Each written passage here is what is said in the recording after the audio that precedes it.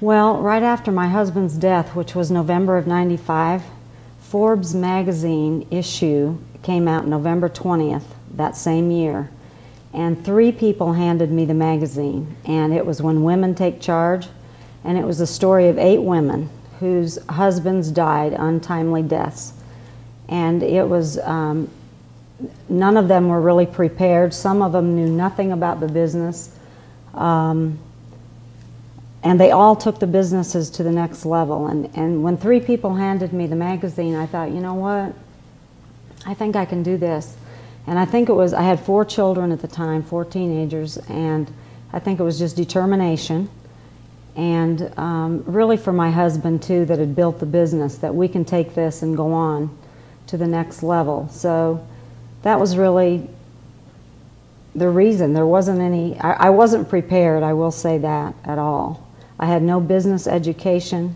I was involved in the business from the financial side, but had no technical expertise. So I just decided to jump in with both feet and try to run the business. And that's been almost 13 years ago.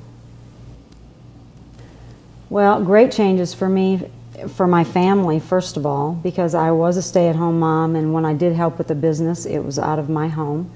So it took me out of the home. It gave me great empathy for working mothers.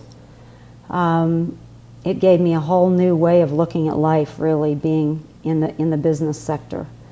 I began to enjoy it. It was a love-hate each day, but I began to enjoy it, and it was business 101 for me, getting out in front of my clients. I've got major clients, went before them right away and assured them that the level of service was not going to change and that the company was going to go on. I had a lot of people trying to buy the company at that point also.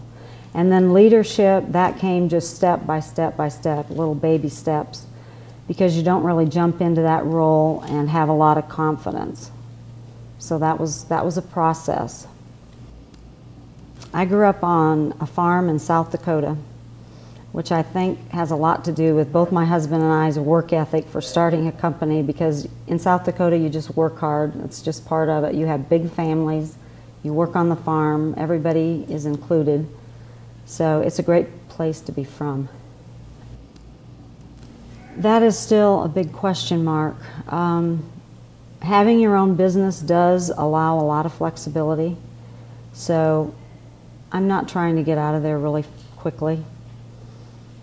I do have one son that may be interested someday, or someone else maybe, if I could find the right people to run it and stay at home, but I think that would be hard for me. I really like to be there and make sure things are done the way I want them.